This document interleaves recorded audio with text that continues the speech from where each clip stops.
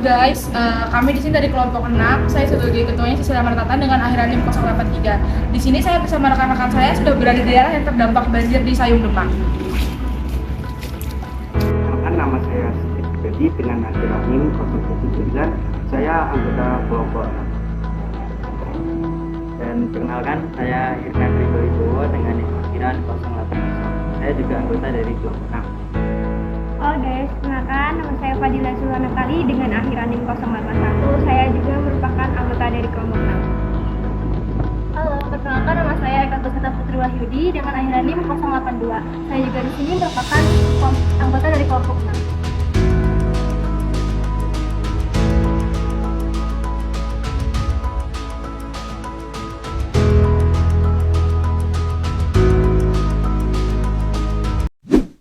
Demak merupakan salah satu kota di Jawa Tengah yang terletak di kawasan pesisir Pulau Jawa, sehingga kota tersebut seringkali terdampak banjir. Permasalahan kompleks ini dipengaruhi oleh beberapa faktor.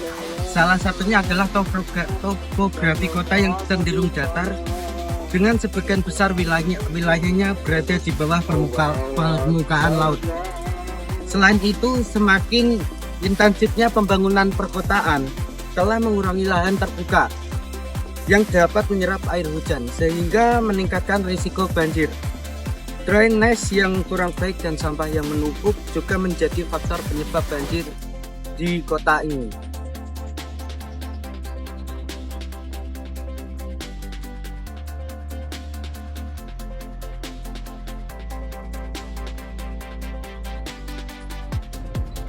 Kami sudah berada di Sayung Demak dan di sini adalah salah satu rumah yang terdampak banjir. Banjirnya sudah terjadi selama 4 hari dan ini hari keempat dan sudah mulai surut. Demak, Jawa Tengah, Indonesia merupakan wilayah yang terkenal dengan industri, dan berbagai kawasan di industri Demak terletak di pesisir pantai, yang dimana hal itu rentan terjadi rob, banjir, serta hal-hal yang lain.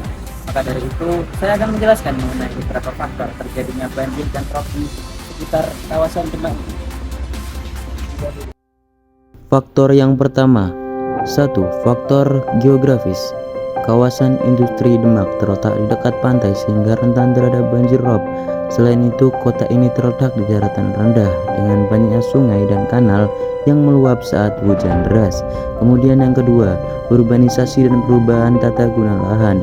Seiring dengan pertumbuhan dan perkembangan kota Demak, semakin banyak lahan yang dikonversi untuk keperluan industri dan perumahan. Kemudian yang ketiga, perubahan iklim.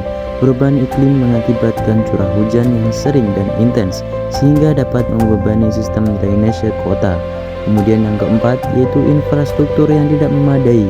Sistem drainase di kawasan industri Demak tidak dirancang untuk menangani peningkatan volume air yang disebabkan oleh faktor-faktor yang telah dijelaskan di atas. Kemudian yang terakhir, yaitu pengelolaan sampah yang buruk. Pembuangan sampah yang tidak tepat, terutama sampah plastik, dapat menyumbat sistem drainase dan memperparah banjir, sehingga kurangnya infrastruktur pengelolaan sampah di wilayah tersebut berkontribusi terhadap masalah ini. Berikut ada tempat yang terdampak dari akibat adanya rob banjir besar di Sayung Demak.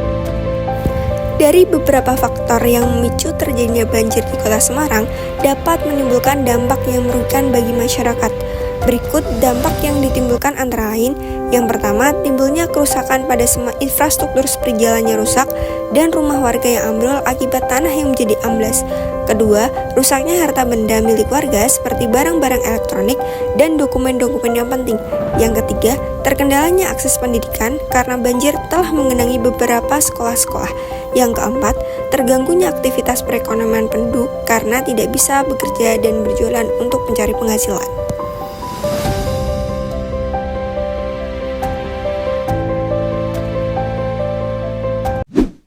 Dilihat dari penyebab yang telah disampaikan oleh teman-teman saya dalam penjelasan sebelumnya, maka kami dari kelompok 6 dapat memberikan solusi.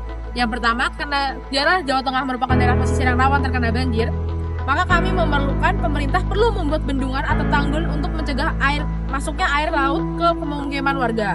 Yang kedua, membuat tempat pembuangan sampah sementara atau TPS di daerah warga dan mengimbau warga untuk membuang sampah pada tempatnya, agar menjaga kesehatan lingkungan sekitar dan juga tidak menghalangi tempat pembuangan air. Yang ketiga, membuat daerah serapan air seperti taman kota, hutan kota, yang sekiranya menyerap air dalam jumlah tinggi. Yang keempat, membuat gorong-gorong atau sirkulasi untuk pembuangan air yang lebih berguna untuk masyarakat sehingga air tersebut tidak menggenang atau meluap sehingga masuk ke pemukiman masyarakat. Dan yang terakhir adalah pemerintah harus mengecek atau mengevaluasi kembali apakah pabrik-pabrik yang ada di situ telah membuang limbahnya yang tepat kepada tempat pembuangan limbah atau kepada laut itu sendiri. Terima kasih. Pemerintah Demak yang berupaya untuk menanggulangi banjir rob tersebut, salah satunya adalah dengan dibuatnya Peraturan Daerah Kabupaten Demak Nomor 9 Tahun 2016 tentang penyelenggaraan penanggulangan bencana di Kabupaten Demak, yang mana peraturan tersebut berisi mengenai ketentuan-ketentuan yang harus diikuti oleh masyarakat, pemerintah, dan juga instansi terkait dengan antisipasi dan cara untuk mengatasi banjir rob tersebut. Namun, dengan adanya peraturan tersebut yang menegaskan bahwa kebijakan dan implementasi daerah Demak dalam mengendalikan rob dan banjir masih belum optimal hingga saat ini.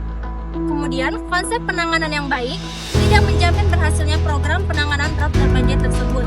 Oleh karena itu, disarankan adanya peraturan khusus yang mengatur penanganan rob dan banjir di daerah Demak, serta juga penyuluhan dan pendekatan pada masyarakat lebih insentif melalui sosialisasi dari berbagai kalangan yang cinta akan lingkungan di Indonesia.